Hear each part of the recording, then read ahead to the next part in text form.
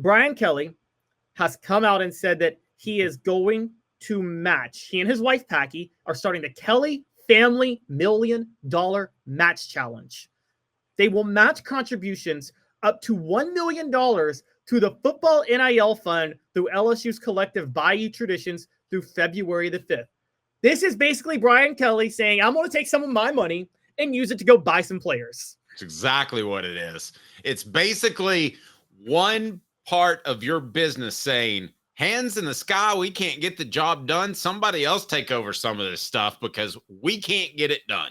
It's exactly what it is. And Brian Kelly is telling you what you should have known already. And I would have told you that coaches found an awesome little loophole, an awesome little area, a power vortex, if you may, to go and coach at a semi-high to high level and make tens of millions of dollars because everybody's looking for the next great offensive wonderkind.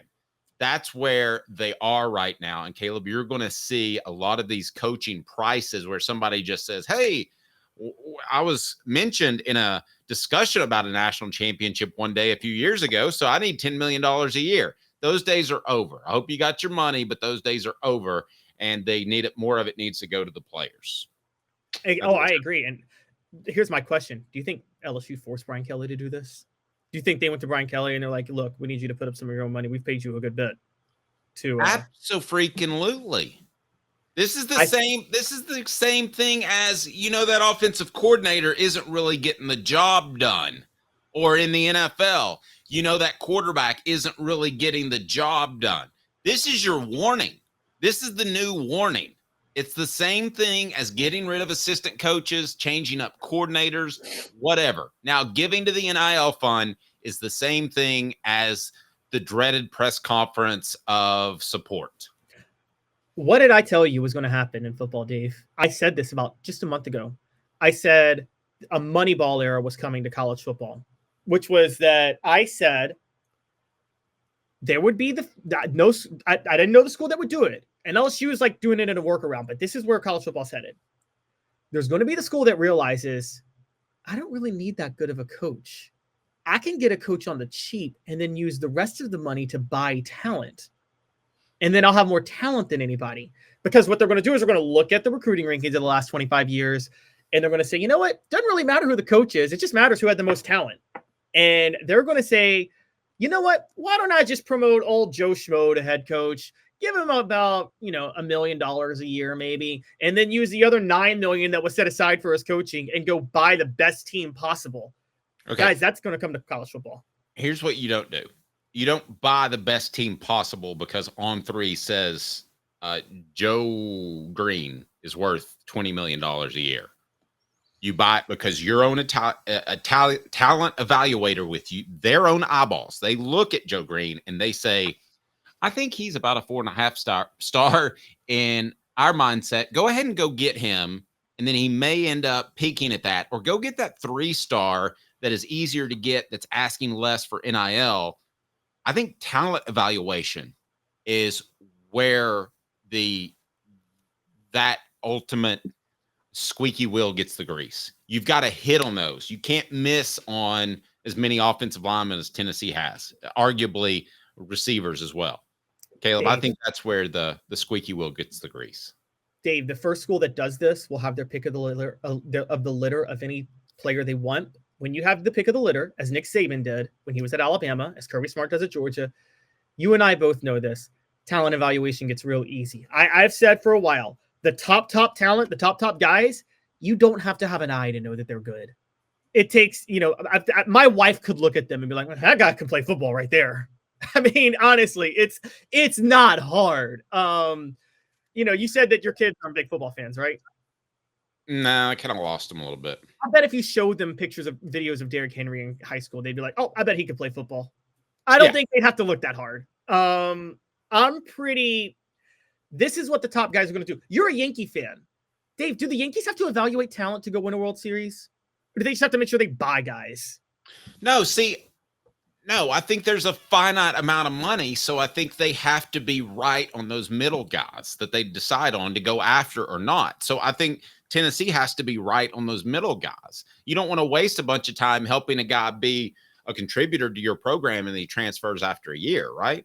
No, but what I'm saying is I think that I think they'll be able to load up on the top guys as their middle guys.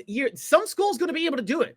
I know you say, people with the transfer portal, people will look to play sometimes over NIL. There's going to be a school that hires a big time program that hires a coach on the cheap that says, you know what, we'll get our coach on the cheap. And then we'll use all this money to outbid every other school in college football on these top tier players.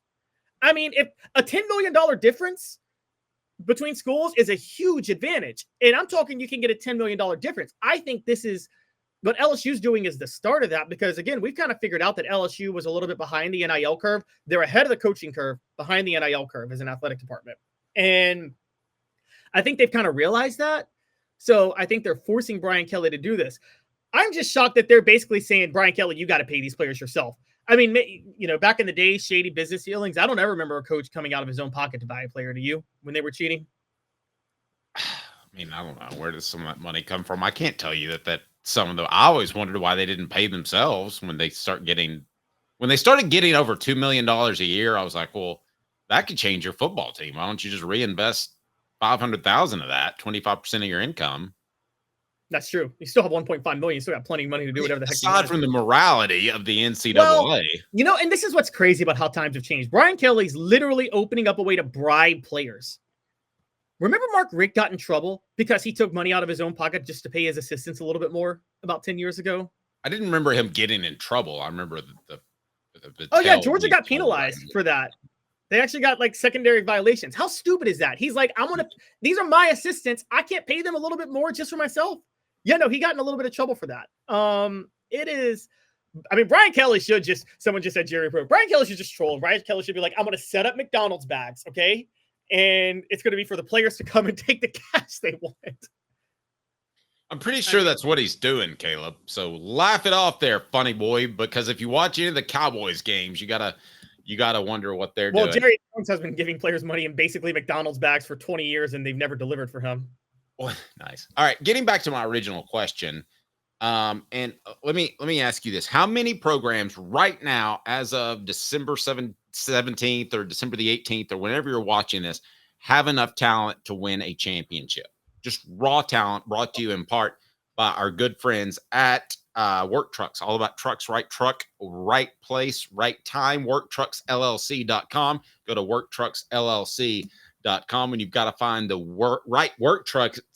It's all about trucks. Trucks are actually available. Trucks that help you maximize your profits by having the right work vehicle now. Time is money. The perfect work vehicle doesn't break down, has all the space to carry what you need. That's what Work Trucks is intent on offering, while other dealerships just can't do that. Contracting is about time.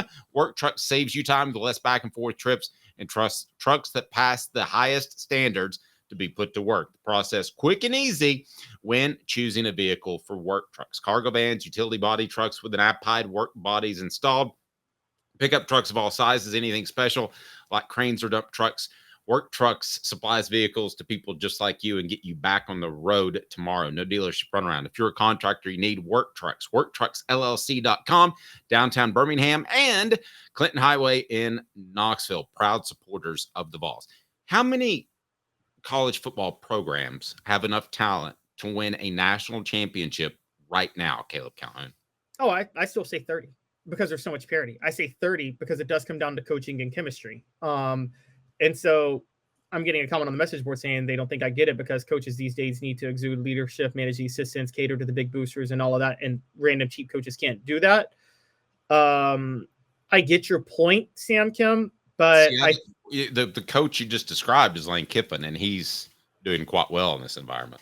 Right. And what I would say is that it does matter. You are right, Sam, typically with the level of parity in college football right now. But what I'm saying is if you get a cheap coach, there won't be parity. The school with the cheap coach will overwhelm everybody else on the talent front, that it won't matter. They can just roll the football out, i.e., and I always bring the example, Dave, we just talked about the Miami team in 01. Larry Krueger rolled the football out, right? Yeah. He's like, hey, guys, go win me a championship. He didn't have any leadership. He didn't schmooze boosters. Well, he didn't do anything right. He rolled the football out, and he had the most talented team in the history of football. Go win him a national title. Yeah, for the record, if you want to go by the gambling community, there are 4 teams that are kind of on a upper tier of, hey, you got a good chance to win a national championship. They're at plus 325, plus 350, plus 375, and Ohio State's plus 450. So going back, the Ducks at plus 325, Bulldogs plus 350, Longhorns plus 375. Then there's a drop off to Penn State at plus 700. Then there's a drop off to Notre Dame at plus 1200. Then there's a drop off to Tennessee at plus 2500. I'll still say this. I wouldn't spend the money. I don't think Tennessee's going to win a national championship this year, but I wouldn't be surprised if they got to the game. So I guess you could argue that the plus 2,500 is a good value bet in my mind. I think it's a great value bet. It's a great, and betting is all about great value bets, guys.